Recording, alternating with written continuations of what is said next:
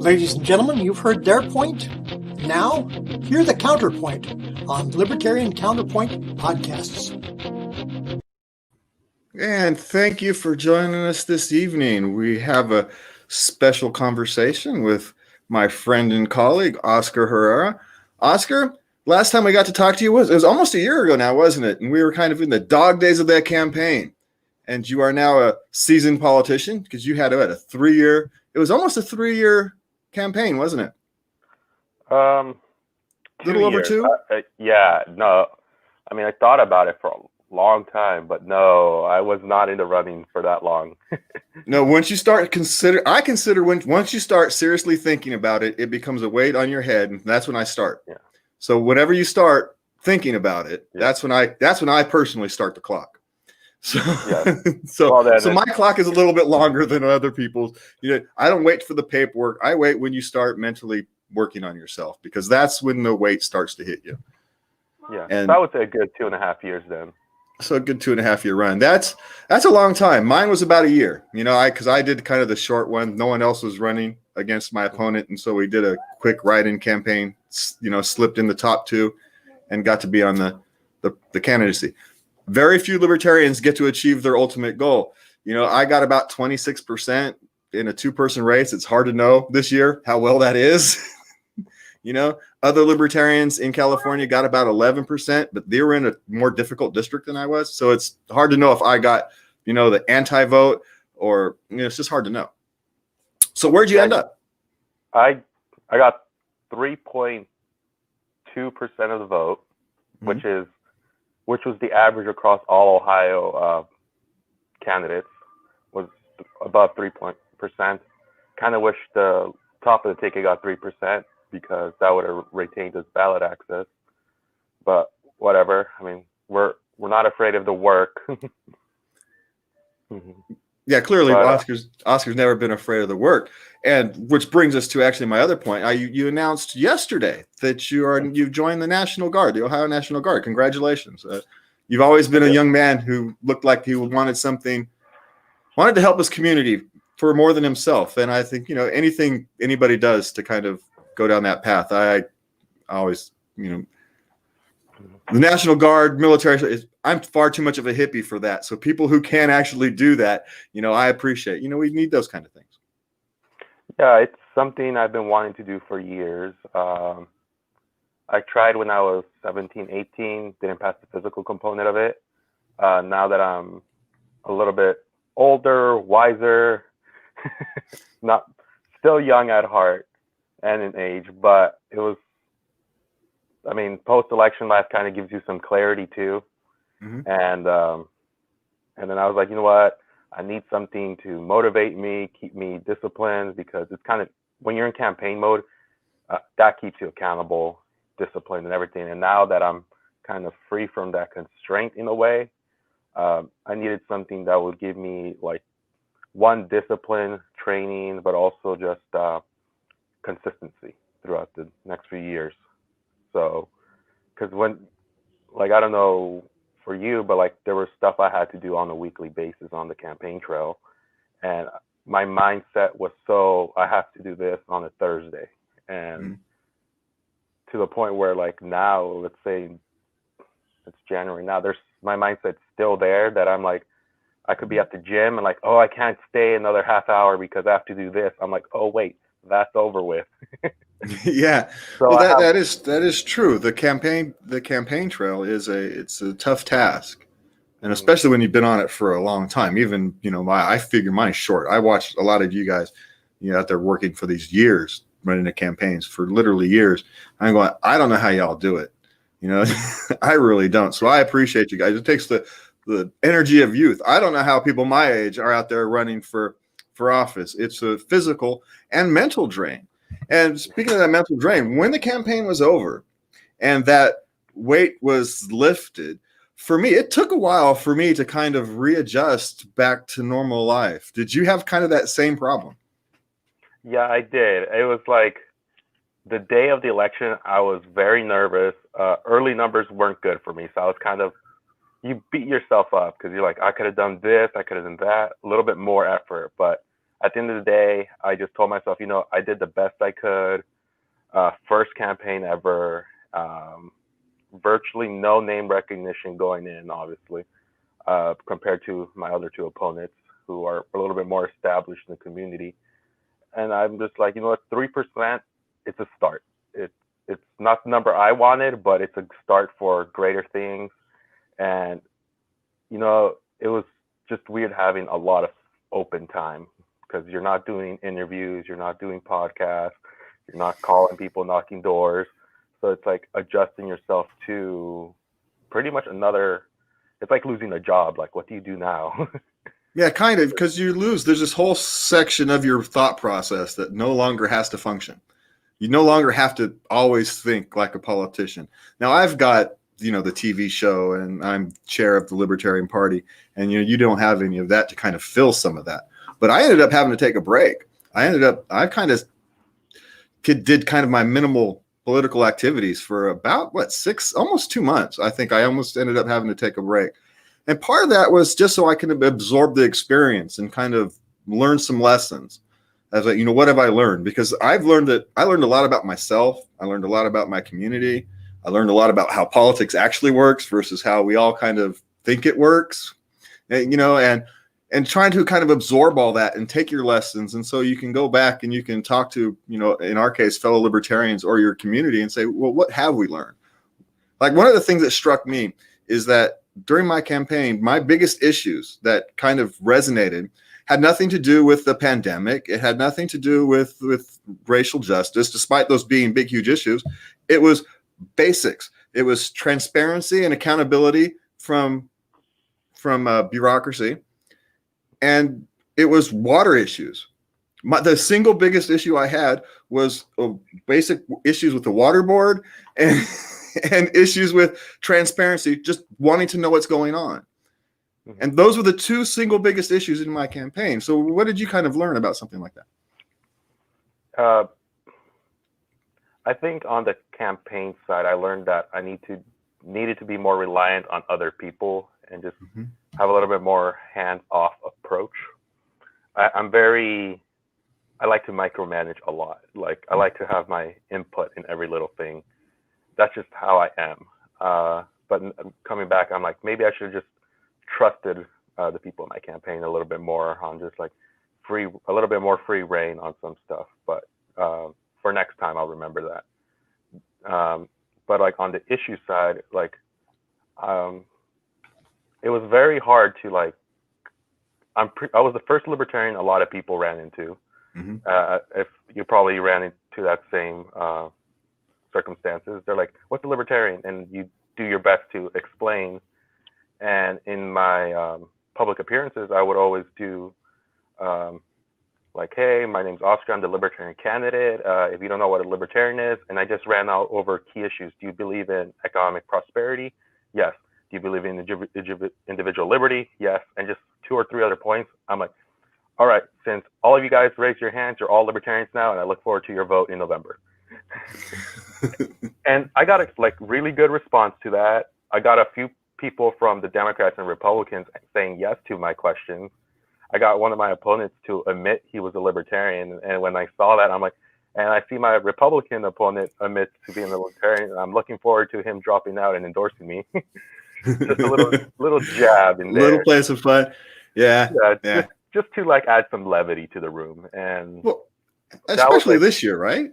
This year was so toxic. If libertarians if libertarians couldn't be the adults in the room and have some fun and be the non-toxic part of the environment, we were doing something wrong, right? If we kind of joined the toxic part of the politics, I think we were doing something wrong. That was actually, for me, one of the best parts of being about libertarian this last year, is that for the most part, we didn't take part in the toxic nature of the politics.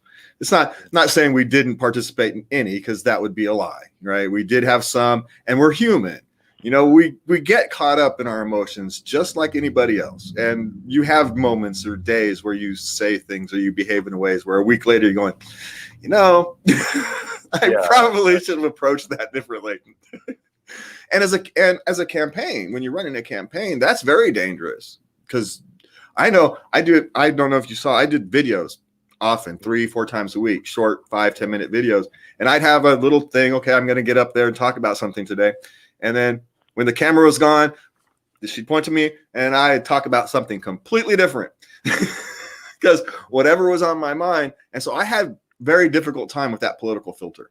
Now, luckily, I have the public access filter from, my TV training. And so I keep everything I don't cross any boundaries. But someone who didn't have that public access TV training could end up in a trouble finding themselves. Did you find having to censor? It's not even censor is probably the wrong word. To manage your words more carefully. Oh, yeah. Was that a challenge for you? It was somewhat of a challenge because, especially part of what I was kind of preaching, for lack of a better term, was we need to be better, hold our politicians more accountable, that they're responsible for their words, and we're seeing that now, especially with the Capitol Hill raid that went on. Mm-hmm. That I was very mindful of exactly of every single word I said, because at the end of the day, I'm a public figure. And so what I say matters a little bit more than the average person. So you have to really sit back and reflect, have a little bit of prudence in a way, because your words do mean something. And I didn't want anything to be taken the wrong way. Any statements I wrote, I really meditated on. Interviews, I hate that I wasn't as quick to say something, but at the same time I was thinking, what's the best way I could say this, because you don't want to give anyone any ammunition against you as well. I mean, so if people do have fault with what you say, if you're sure about it's the right thing, you could just say, what exactly do you have fault with? And if they can't say it, then you did your job. Now, sometimes people would say, you could have said this a little bit better. There's always that, but or the people can disagree, but that's fine. Yeah. Honorable people can have honorable disagreements, right? Mm-hmm. This is not a world where, as long as you're not toxic, then we can always have a discussion. It's when things get toxic and is when our discussions try to disintegrate, I shall we say, into this point where we're not even talking politically. We're not even talking to each other anymore. We're talking past each other. We're talking at each other. And as the third party candidates and anybody outside of the political system, it's, we're going to have to be the ones to say, what, we're just not going to participate in that. We're going to go over here. We're going to kind of do our thing the right way and just hope we attract people who are just getting tired of that. Because I don't think, as libertarians, green parties, peace and freedom party, regardless of what your politicians are, what your political policies are, is this toxic nature, this nature where we are so afraid of what our fellow Americans are going to do. We no longer talk to them to find out what they actually want to do. We kind of create this sense of what we think they want to do. And I was watching Jordan Peterson lecture the other day, one of his old class lectures. I mean, the literally 2-hour long psychology class. And he was talking about how instinctively what we like to do is, as people, is we like to take someone's argument and we create the weakest version of it as possible. And then we knock it down. That's what the straw man argument is. And then we go and we knock it down. And we knock down their weakest part of the argument, rather than trying to figure out what they're actually trying to say and then repeat it back to them stronger. And then say, but here's why I disagree with it. Mm-hmm. So instead of fighting the weakest version of their argument, we're fighting the best version of their argument. And one of the ways I've tried to do that in my campaign is, rather than libertarians, we like to talk a lot about localism, right? But when we talk about localism, other people don't hear us. So when I switched it here, I've called it organic communities. It's the exact same thing as localism, but it's said in a way that the people in my neighborhood can hear it. So instead of talking past them, localism, we need limited government, we need small government, I'm saying we needed organic communities where people of small neighborhoods get to have the determination of what happens in their neighborhoods. And it's the same argument, but it's said in a way that they can understand. That's how we fight gentrification. And so for me, finding a way to communicate with the wider audience in a non-libertarian way, but also using libertarian principles behind it. Did you ever find a way to kind of do that? If you can follow that. I know that was kind of a long-winded bouncing I around get way. what you're trying to say. Like I found myself using, in a way, the language that Republicans use and Democrats use, because one, I've been in both camps in a way politically, so I kind of understand when, for example, like rule of law, what does that mean? And for the Republicans, because I know they love saying that.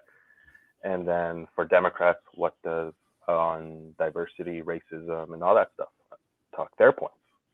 And I found it very fruitful because we kind of were on the same page about the proper role of the law, and then on the issue of racism and having minorities participate. And they kind of got behind all that because I was speaking their language. And I'm not saying I'm a great libertarian spokesperson where I could tell you every little fine detail about libertarianism, but I found great success talking to established Democrats and established Republicans because I'm like, I get their language, I know what they're talking about, and approached it on their side. Like, for example, I got asked about criminal justice reform from a Republican. He's like, oh, what about this defund the police stuff? Because that's all he knew. And I'm like, well, I get what they're, and I tried to explain the left perspective on defund the police. And I told him, well, this is the proper role of the police. And I gave him like a 1-minute elevator pitch, and he was like, I could get behind that. I like what you're saying. You're making sense. And then he starts bashing the other side, and I'm just like, whatever. Like, and then you go back to their old habits. It's like defund the police. It's not really defunding the police. It's demilitarizing them, and then shifting the money they no longer need to the services that help prevent the bigger things. It's not like you're taking money away. You're just, it's no longer needed because you don't have to pay for the armored cars and and all this. And SWAT teams and all this various things. You don't need a whole bunch of them. You only need a handful of these things. And so you actually save a lot of money by demilitarizing the police. And you also would help, with the relationship between the police and the public by having simpler, more laws that are able to follow. So the police don't even know what the laws are. How, we don't know what the laws are. There's so many of them. What was it? There was a book 10 years ago that you accidentally committed 3 felonies a day. The average person accidentally commits 3 felonies a day. And it's got to be worse by now. Probably up to 5 now. And then we talk about rule of law. My always question when people talk to me about rule of law is, in the United States, the difference between the United States and other countries when it comes to the rule of law is the United States, for all other countries, for all of time, the average citizen has always had to abide by the rule of law. The average citizen has never gotten out of the rule of law. The difference in the United States was the government and their officials were supposed to be held accountable to the rule of law. They weren't supposed to have a different set of rules. And that's what has been lost. And so one of the first things you need to do to regain some trust among the political class, be it police or the politicians, is actually start reinforcing that rule of law on the political class. I think that's...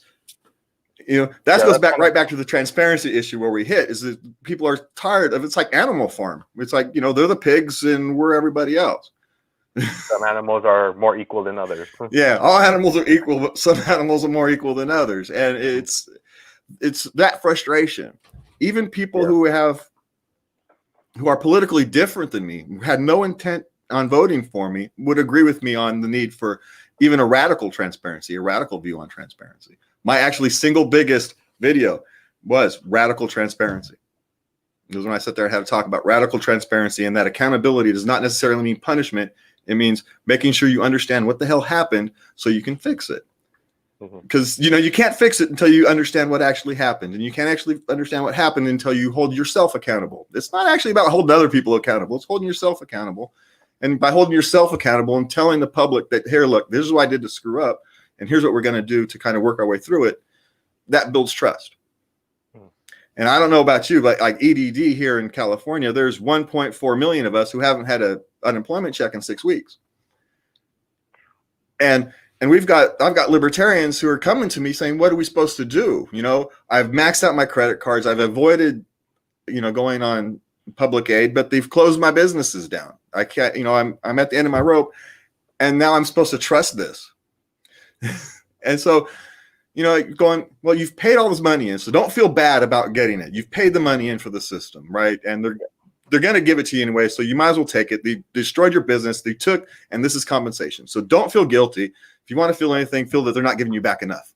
Okay, so if you're going to do that, they're not recompensating you enough if you're going to feel angry.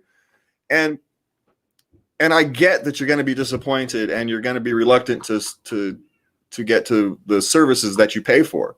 But as a politician, as a libertarian politician, we do have that issue because we have to represent everybody. That includes libertarians who are extremely, reluctant to interface with government. And that includes people who want the government or have become dependent on government, and we have to help them too. And trying to find that line as a libertarian is difficult because we all want to go where the end game of libertarianism is, right? I do too. But how the heck do we actually get there without hurting people? Yeah. You can't just pull the rug out from under people. And that's actually the hardest part of the discussion is I've trying to have with people is that, no, most libertarian politicians don't want to just flip a switch and throw people out. We want to unwind this thing. And did you have to have that kind of conversation? And has your view on that kind of evolved?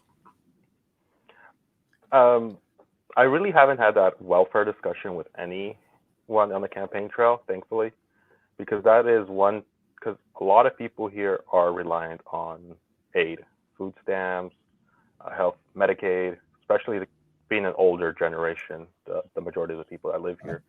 So they're on their Medicare and Medicaid and all that. So it's to tell them like, yo, you shouldn't have access to these services. And then their automatic response is like, well, I paid into it with my taxes, so I should get. And I mean, they make a compelling, obviously, if you pay into something, you should get something in return. So, and then I always say, well, we could reform it so we can make it cheaper, so it costs less for you, and also better quality and all that. But yeah, there's always going to be a social safety net. That's something that's never going to go away, at least in my lifetime. Is it going to take different forms? I believe so. I think UBI is gaining a lot of steam recently, like thanks to Andrew Yang and his proposal and the stimulus checks we've been receiving. And I think a complete overhaul of welfare and replace it with UBI seems like the most logical thing that's going to happen, in my opinion. Mm-hmm. Just because, one, it's just blanket to every American that qualifies. Just like, here's one check a month, boom. Versus all these hoops and ladders, different levels of monetary aid that people are getting. Some people get like, let's say $200 a month. Others get like $1,000 a month. And so just blanket, let's say $1,200. Yeah, it simplifies the process, right? If you're going to do it, make it simple. It's like, and then kind of, I always found it in a way odd and kind of infuriating that the more kids you have, the more aid you get. So it kind of encourages that. And people are going to say, like, you sound like a conservative when you say that. Like, you just don't want to feed all these kids. And I'm like, yes. I mean, some people have kids that they can't feed and whatever. But we should also not encourage just popping out babies so you can receive more money. Yeah, it's that competing morality thing, right? You've got this thing. You want to help people, and you don't really have a problem with it. But at the same time, you can see the potential moral hazard. And how often it actually happens, it's hard to know. But you can see that potential moral hazard. And so it's just, you're sitting there going, you really don't know what to do about it. It's that competing morality. For some strange reason, that came up with a lot in my campaign is how do we deal with these competing moralities? Whether it was CPS, you're dealing with, CPS because you've got CPS becomes abusive and incompetent at the same time. And so how do you deal with that? And that's actually one of the most difficult things. There's no good answer. There's literally no good answer in dealing with like child protection services, because you do need some form of child protection services. And they do have a history of becoming abusive. How the heck do you resolve those two? And there's literally no good answer. I know people who work inside of CPS. I've kind of been on both sides of the of the issues. I've seen, all sides, literally all sides of that issue. And so I'm going, there's no good answer. And I'm sitting here trying to talk to people, talk to voters about it and be honest with them and say, look, there's no good answer. All we can really do is put the best policies in place and make sure that we mind those policies to a T and adjust them as needed. And, that's really all we can do. And keep an eye on it, because you can't even have transparency in CPS because you're dealing with children and families. And so the oversight has to be done a level above. And so it makes it even harder to oversight, but there's no other way to do it. And so when we think all this way through, and what I found is that people were happy I was willing to have the difficult conversation. Even though I didn't have any answers for them, they were happy I was willing to sit there and say, look, here's the problems we're facing. And here's why this is so difficult to get answers for, because there's no freaking good answers. And if anybody tries to tell you there's a silver bullet answer, they're lying to you. And you go through, and here's the problems. And just being willing to tell people what the real problems were and that there was no good solution, they were actually, I wasn't going to say happy about it, but they were satisfied. Mm-hmm. And the competing morality is the hardest thing, because it's like, it's at the end of the day, it's like what I do in those situations, like what causes the least amount of harm. And because at the end of the day, that's what libertarians are about, the least amount of harm on the individual. And on CPS, like, yeah, I have activist friends on Facebook that are very in tune to the CPS, all these reforms and everything. You're like, oh man, there's these horror stories after horror stories. And you're like, yeah, maybe it would be good to abolish it. And then you see horror stories that happens to children, and you're like, yeah, we do need some mechanism in place to protect them. To protect our families, the most vulnerable in our society, and all that. Yeah, I've been reading a book, for those of you who might be interested. It's the Foster Care Handbook. Oh man, I'll have to put the link in the thing. And the author, she went through the foster care system, and she wishes she was been pulled out of her family sooner. And we can't ignore that experience either. And so there's the reality is both things can be true. And how do we solve this problem? And that's the tough thing for politicians. And I think that's where the area where libertarians can live. If we want to make if libertarians really want to make some hay, you got to go where no one else is working. It's kind of like the money ball of politics. Right? Don't do what everybody else is doing. Do what they're not doing. And so if they're not being open, honest, and having real discussions, then we need to sit there and be open, honest, and having real discussions. If they're being toxic, we need to be loving. And luckily that's our nature anyway. We don't want to be toxic. We don't like that. I mean, yeah, okay, we've got our edgelords and whatever they want to call themselves. Yeah, we got our casting characters.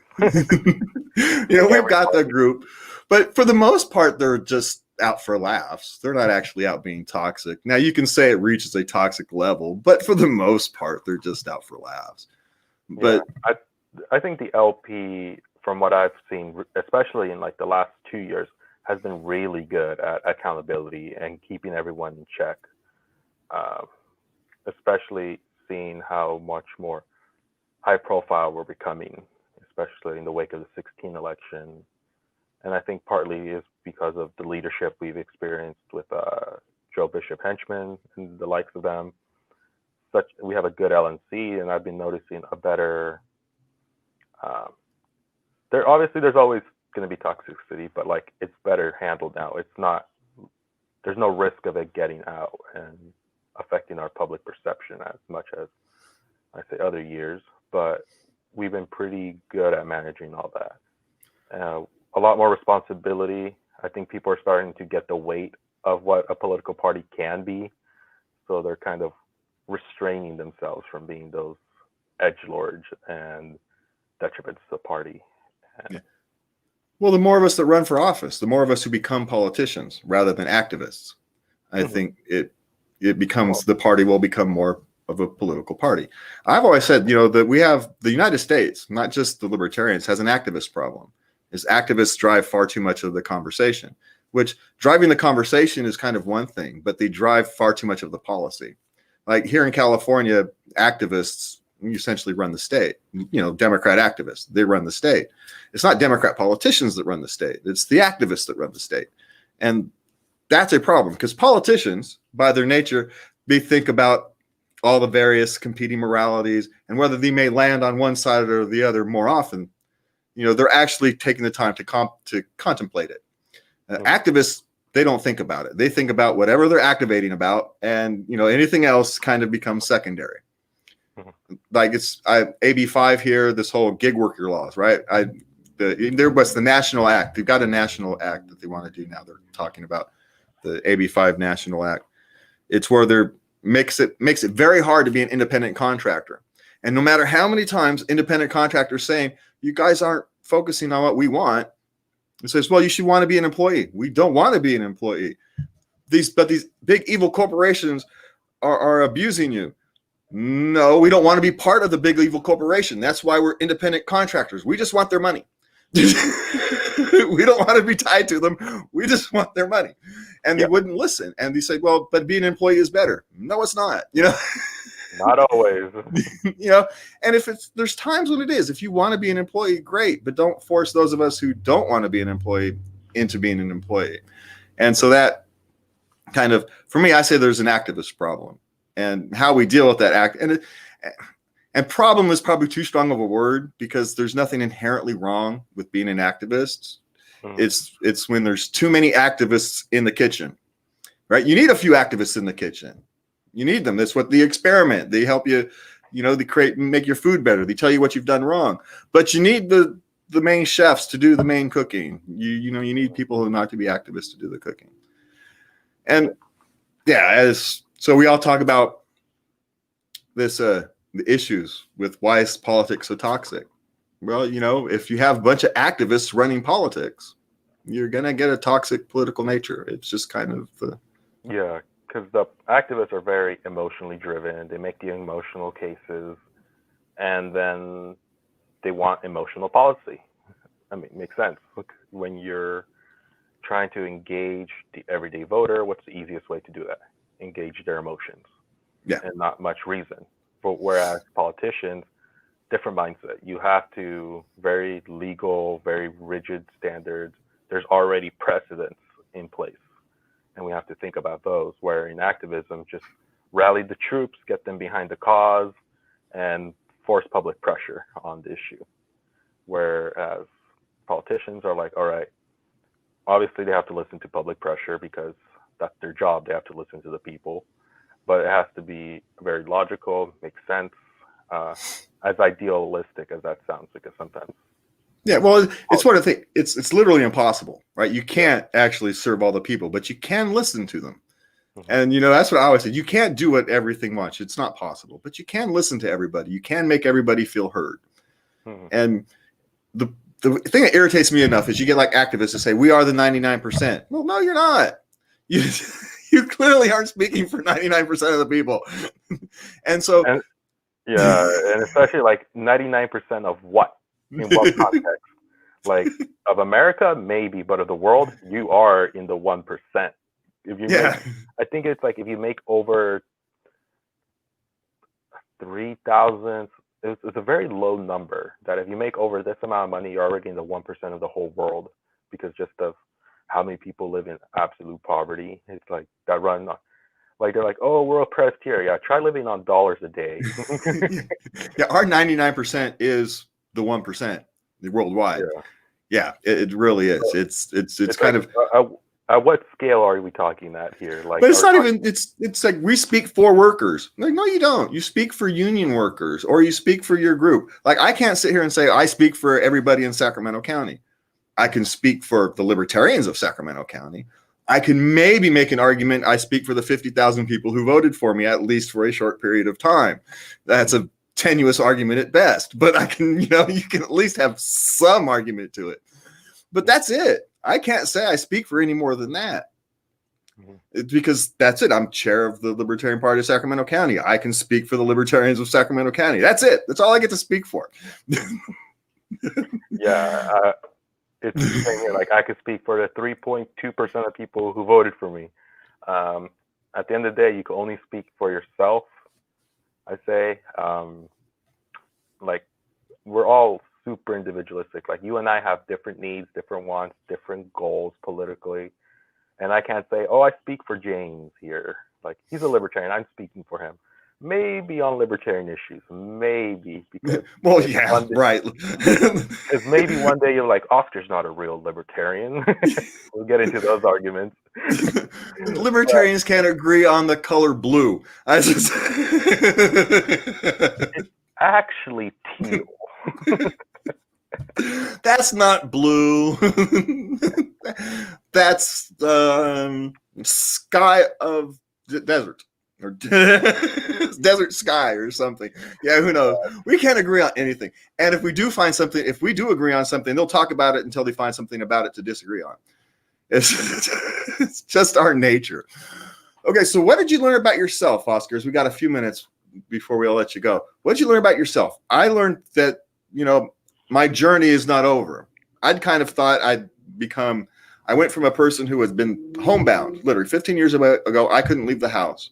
And now I run for office, have, host of TV shows and do all that kind of thing.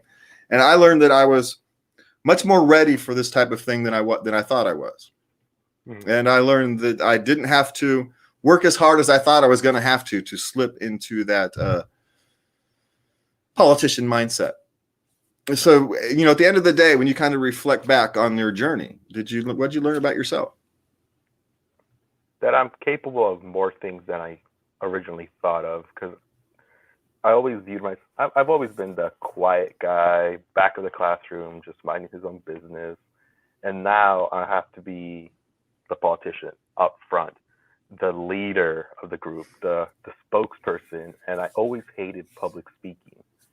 But I did one event like in October, and I wasn't prepared at all for this. I hyped myself up listening to speeches I know, like I listened to a rendition of Alexander the Great's Opus speech, a lot of Winston Churchill, a lot of Reagan.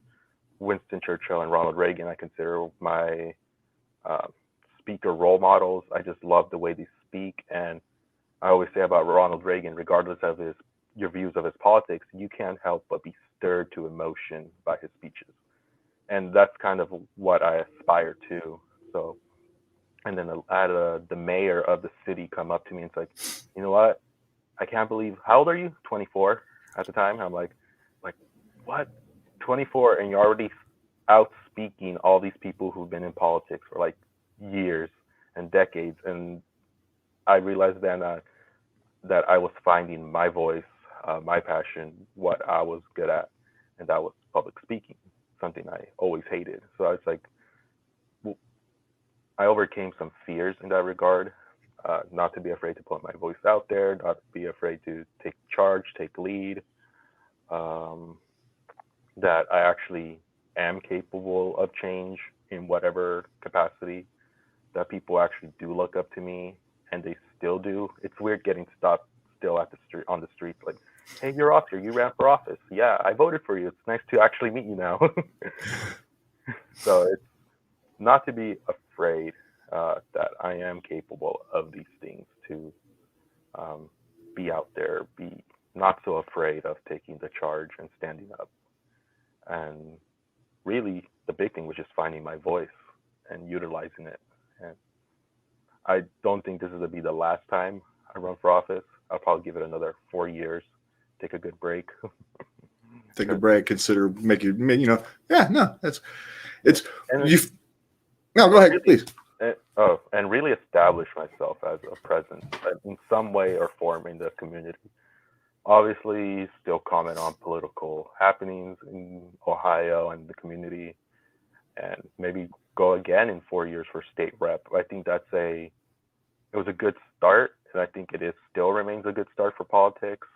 But next time I run, I'll be closer to 30, so a little bit more realistic of an age for a state representative than 24, even though the next youngest one is 25, I believe. So if I won, I would have been the youngest person there, but that's behind me now. Yeah, well, it's a great learning experience, right? Yeah, it definitely is. I think it really brought me out of this little shell I was in. And I'm happy it did, because now I'm just like looking back to life before the election. I'm like, yeah, I can't return to that. I like this a little bit too much. not in a narcissistic, like I love the attention way, but we all love the attention anyway. But it's more like I enjoy talking to voters, engaging with people, seeing what they're about and what matters to them. Yeah. Well, you're a different Oscar now. Yeah. You're a vastly different Oscar. You've kind of gone through an experience that you carried a weight for an extended period of time. It's not like you did it for a few months. You carried a weight for an extended period of time. You learned a lot from it, and you became a solid member of your community, a leader in your community, if you want to use that, leader or representative. I prefer the term representative rather than leader, but you've become a representative of your community. And, that's something. There's weight to that. There's what's the word? Gravitas to that. You're no longer Oscar Herrera, the young kid. You're Oscar Herrera, the accomplished man. And I think that's you should be applauded. I applaud any young person. At 24-year-old, I was raising kids and, working 3 jobs. So, it is what it is. It's its own burden, right? And so you took a different burden as trying to, make your community better. And if you had something to give to young people in their early 20s who are out watching what's going on in the world today, regardless of their politics, whatever their politics is, what kind of advice would you maybe give them if they're considering diving more into their politics? So I should say, go for it. Don't be afraid. I mean, I was very afraid at the start of it, but you find some courage in the midst of it and just take that first step, because after that, it just snowballs. Is there going to be moments when you feel like giving up? Of course. There's been moments like 2 or 3 times in my campaign that I seriously considered dropping out, but I already committed to it. And I was like, there's people who invested in this and I don't want to let them down, and I don't want to let myself down. But yeah, anyone, because I got involved in politics when I was 17, help campaigns, just get to it, get to work. There's always something. That's pretty much all I have to say. There's value in the experience. If nothing else, there's value in the experience. And, for me, there's nothing to be afraid of. And the worst thing that can happen is you can say something stupid and destroy your political career. That's literally the worst thing that can happen. And so, but then you could bounce back. Yeah. And if you're young, you can bounce back from that. If you're old like me, it ends your career because I'm 50 and there's no time to bounce back. But if you're young, you can bounce back. You can rebuild it. And so, but even if you're old and 50 like me, there's nothing to be afraid of. I don't have a political career. So if I say something stupid and destroy my political career, I didn't have one. And so there's, you didn't have one before. So there's literally nothing to be afraid of. And your engagement can only help you and your community. And so I think if there's a lesson to be learned from my run for office, it's that it's good for yourself, and anything that's good for yourself ultimately becomes good for your family and your community. And, anytime you can learn something. Now, one more question. Is there anything about the game of politics that surprised you? I was surprised at how bad the grift was in politics. Like I spent $3,400, something like that. My opponent raised $900,000, didn't have to spend any of it. I think that was $600,000. Sorry, 900 was a guy I was helping out, and didn't have to spend a dime because he's an incumbent, name recognition, and all that. And so you're going, why are we raising money? Why are people donating money to a candidate that doesn't need any? And so I learned a lot about grift in tracking down how that thing works. What did you learn about anything? The thing about grift, it's like there were some people who were attaching themselves to, mostly on the Republican side, but everyone was attaching themselves to like the bigger leagues, like oh, this person's attached to this, like Trump or Biden. They're just attaching themselves to bigger names because obviously that it helps out a lot, but also how well connected everyone is. Like Democrats, Republicans are like they love to play the theater. They're against each other, but going to these events, they're buddy. It's like I knew that going in, but just like they were talking to each other like they knew each other for years. And obviously smaller towns you do, but it's just like once the curtain's gone, curtain's closed, behind the stage, everyone's buddy, and I just like Yeah. it surprised me how friendly everyone is. There was like they were sparring on stage, but come back, they were giving each other hugs, high fives, hey, good to see you, Bill, and all that. And I'm just like, oh my god, and like. I mean, the world is but a stage. The world, yeah, exactly. It just made it realize it even more once you're in there, and especially as outsider, I couldn't just go up to people like they could.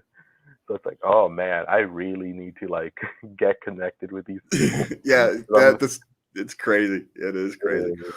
Yeah. Well, for me, the grift is strange because I was talking to somebody and said, I just got like 4 of the same mailers from a particular political candidate on the same day, the exact same mailer on the exact same day. So I said, well, why are you wasting money? From a marketing perspective, the way they do mailers and all this stuff doesn't make any sense. Yeah. It doesn't make it. You're literally throwing money away. So why would you be throwing money away? Well, wait a minute. You're paying a printer. That printer and that same printer probably does a lot of printing for that particular party in the area. Mm-hmm. Then that printer gives campaign contributions back to the party or their it's all a big grift. And it's not even a deliberate grift. A lot of it's an accidental grift. You end up accidentally getting loyalty to a politician or party because they give you legitimate business. Like, it's a legitimate printing business. Maybe you're a lean Democrat anyway, but after 5-6 years of being the printer for that particular party, well, you've now got an economic incentive to help that party. Mm-hmm. And there's nothing wrong with it, but it's kind of an unintentional grift. It's unintentional corruption, and it leads to this kind of weird structure that we've got now. And quite frankly, I don't have the slightest idea what to do about it. I'm sitting here, I'm looking at it, I'm going, this is ugly. Mm-hmm. This is really ugly. And it struck me as the same way as, that candidate handbook you get when, you get here's your handbook to run for office. Yeah, it's like your 3-year plan, your 2-year plan, whatever it is. Like every single candidate gets that, unless you're like me who run in the short term. Well, and it's fine. There's nothing wrong with it inherently, except when every single candidate does it. Then everybody has the same perspective. Everybody has the same power structure behind them, and there's no way to kind of balance that out. You've got this. Everybody has their own little power structures they have to feed, that they have to maintain. And the power structure itself has their own power structures to feed and maintain. And it's just this one big, whole ugly grift that I don't have the slightest idea what to do about. And how do we unwind that? No, I don't know. It's not a question, Oscar. That's just a statement. It's just my rant for the day. Oh, yeah. Don't get me started on mailers. Those are a nightmare to deal with. I had to do a few. And I never realized how expensive they were until I have to figuratively sign that check for mailers. I'm like, oh my God, I'm spending how much on them? And then seeing how many I got throughout the campaign from the Republicans, and I'm like, I'm not voting for you guys, at least some of you guys, because county level stuff, I met the candidates and I agreed with them. So it's like I'm getting all these Trump campaigns, Biden stuff. And I'm not talking about little postcards, whole pamphlet. I'm like, I know how much those cost. I don't have it. And then they said the same ones 3-4 times a week. And from a marketing perspective, it makes no sense because if you didn't read it the first time, you're not going to read it the second time in the same week. If you send it once every 10 days, maybe, because then you can see it and someone will pick it up. But if you're sending it 3-4 times a week, they're just throwing it away. It does, from a marketing perspective, it's literally a waste of money. So the question is, and they know it, because if I know it, they know it. And so then why are they doing it? And it's payback. It's all the grift. Yeah, it's all the grift. I read them because I just want to see what everyone else was doing. And I was just cringing at some of the stuff that some candidates did. And I'm like, I know you. You're not that. Yeah, I know you and you're not that. And it's like, I don't want to do it because I didn't want to do mailers because I don't want to be associated with the toxic nature of those mailers. They're so toxic. I said, I don't even want to think about the mailers because people are going to get mailers. They're going to see my name. They're not going to read the mailers. They're going to assume I'm as toxic as everybody else and just throw it away. I'd rather do we did, the literature drops is kind of what we ended up doing. I did literature drops and my videos on Facebook, and I'm lucky I get to be on public access every week as a TV host. So, I get a little more name recognition than other people might get, and it's grassroots name recognition. It's kind of the best kind you can get. So I had some advantages, but still, Oscar, it's been great talking to you. I appreciate you stopping by. We're going to have to get you on the flagship Counterpoint one day to sit here and talk about issues of the day when we can get your schedule, when we can match schedules on that. Yeah. My schedule's going to be really off now. Yeah. Yeah. No. And have fun with that. On your journey through your National Guard. It's, anybody who serves their community, I have a great respect for, because I couldn't do it. I'm far too much of a hippie. I couldn't do I couldn't have people telling me what to do all day. Oh, I know it's gonna be a discipline for me to do that, but thank you for the support. No. Hey man, I know some libertarians can kind of have mixed feelings on military service, even National Guard service. So, but I think most people have been happy for you because, found a direction. Yeah, everyone's been supportive so far. So that's good. And if anybody's not supportive, send them my way. I'll take care of them for you. All right. That's all we've got for today, Oscar. Thank you for joining us.